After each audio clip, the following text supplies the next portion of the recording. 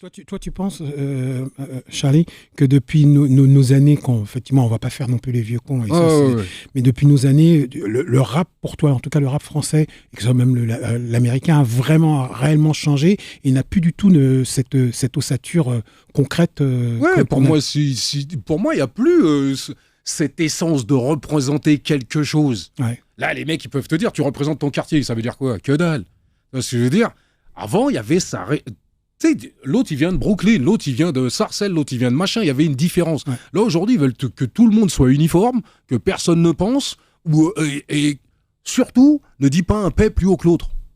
Ou quand tu dis un paix, aujourd'hui, bah regarde, aujourd'hui, tu peux plus rien dire. Pourquoi les rappeurs, aujourd'hui, il n'y a plus de que mecs qui peuvent dire des trucs? C'est parce qu'à chaque fois que tu sors un queutru, t'as un abruti politique qui a envie de se faire mousser dessus, la plupart, hein, Eric Ciotti, compagnie, les mecs, ils n'ont pas de programme. Donc, qu'est-ce qu'ils font? Ils sont à l'affût, comme aux États-Unis.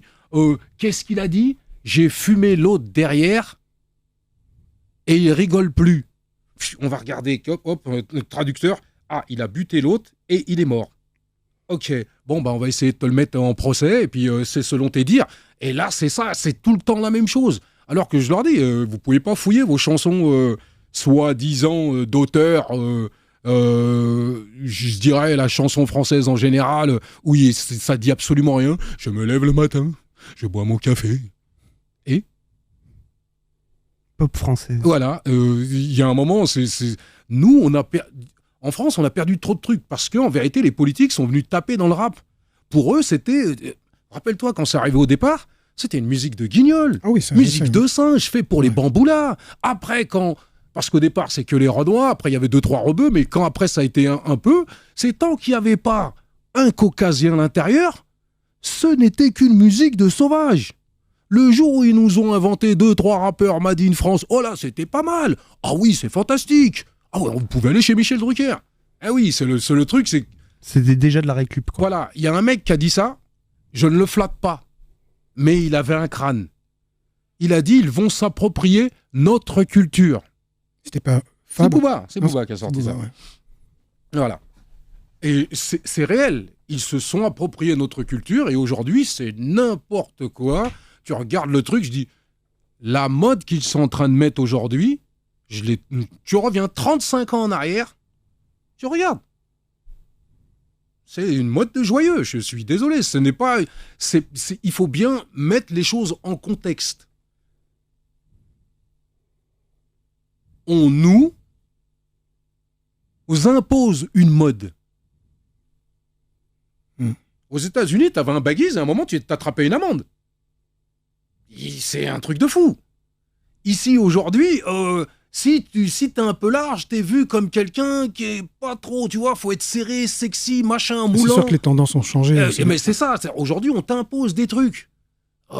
Et c'est là que tu te dis, mais merde, plus le temps y passe, on était là, nous, bled de comment on appelle ça, des droits de l'homme, de ce que tu veux, mine de rien, on perd notre essence. Ouais. Nous, on a perdu cette truc qui était bien français. Je parle pas on parlait de trucs qui étaient réellement français. Là, on est en train de faire une copycat des États-Unis,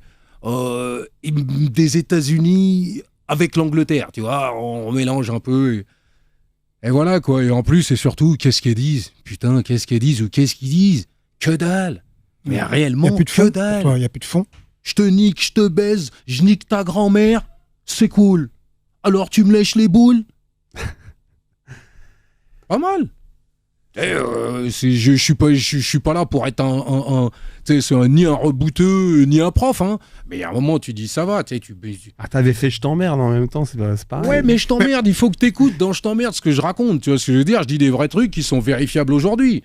Tout ce que j'ai dit dans je t'emmerde, je suis sérieux, tu regardes de A à Z, tu les prends, je ne me suis pas gouré. À un moment, je me suis dit, respectez toutes les conneries que vous racontez, plus que vous mentez à vos auditeurs à longueur de journée, et regardez ce que vous êtes, et moi, je vous dis ce que vous êtes. Il y en a qui n'ont pas aimé, c'est pas mon problème.